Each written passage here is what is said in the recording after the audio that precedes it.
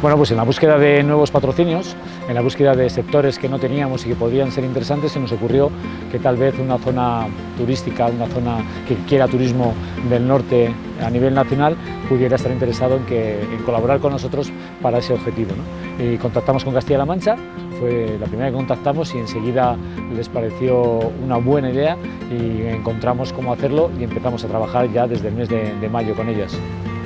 Hicimos una presentación del acuerdo en que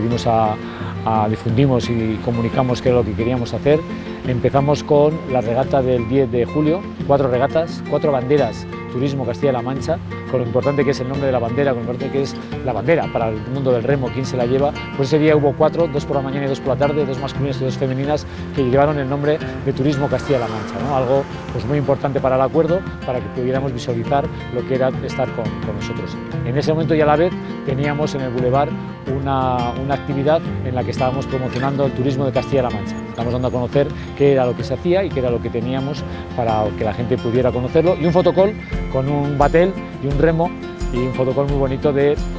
Donosti a Castilla-La Mancha, desde el Peño de los Vientos al Molino de La Mancha. Después hemos estado por diferentes puertos, diferentes pueblos de toda la cornisa cantábrica, llevando también esa información sobre Castilla-La Mancha, ese turismo sobre Castilla-La Mancha, siendo pues un escaparate para ellos desde nuestro club, desde nuestra trainera. Y terminamos el fin de semana pasado ya en Regatas de la Concha con Artesanía de Castilla-La Mancha, una feria que tuvimos con 10 artesanos en el Boulevard y tuvo muchísimo éxito y la gente pudo conocerla. Y este fin de semana que estamos con Raíz Culinaria, estamos con toda la gastronomía manchega en 10 sociedades de Donosti, en la que más de 500 personas están degustando este magnífico menú, el que estamos viendo y conociendo esa otra parte de gastronomía de Castilla-La Mancha.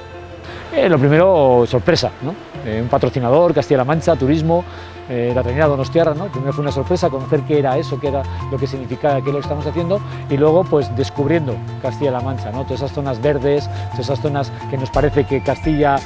no hay verde, pues al revés, todas las provincias tienen parques, todas las provincias tienen parques que además están con características muy